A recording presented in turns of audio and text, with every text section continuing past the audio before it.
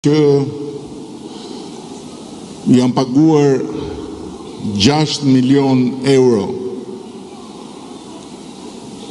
Është bërë një kontratë 6 milion euro, thuhet nga Patriot, ju kujtohet që dhe herën e kaluar Luli Shkret për 500.000 u bë leck.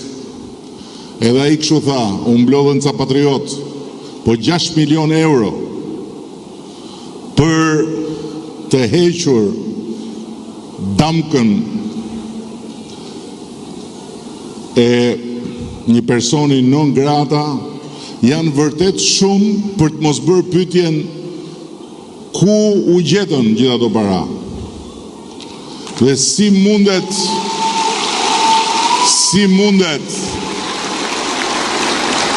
që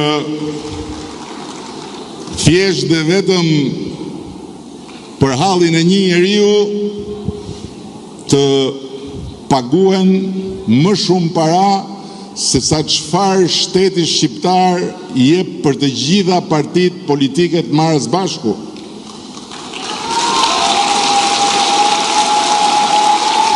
Pastaj është edhe pak e çuditshme kur mendon që Nena u tha se sa të vinte Trumpi do ikte non grata. Tani u dashkan edhe 6 milion euro me shpresën që do iki non grata. Por edhe sikur të rri dhe sikur të iki, kjo nuk është çështja më e shumicës dërmuese të shqiptarëve dhe të shqiptareve që janë sot në një moment historik dhe që duhet marrë një vendim historik. Sepse në 11 maj nuk është një zgjedhje mes dy kampeve politike. Absolutisht jo. Është një zgjedhje mes Shqipërisë me BE-n në Europë dhe interesit kombëtar të një populli të tërë dhe hallit privat të një 80 e kusur vjeçari që vazhdon të provoj të bëj çorap Shqipërinë. Është një zgjedhje midis të mirës përbashkët të të gjithë dhe pa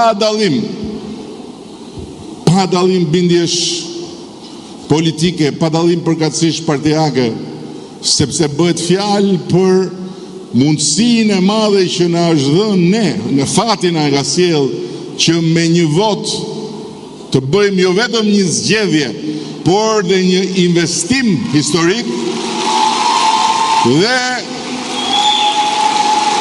interesit të një grushti shumë të vogël njerëzish, të vogël sa një familje vetme, një familje që nuk mban dot lidhur një 80 e kusur vjeçar që vjen vërdall dhe flet për qartë dhe kërkon të marrë zvarr Shqipërinë.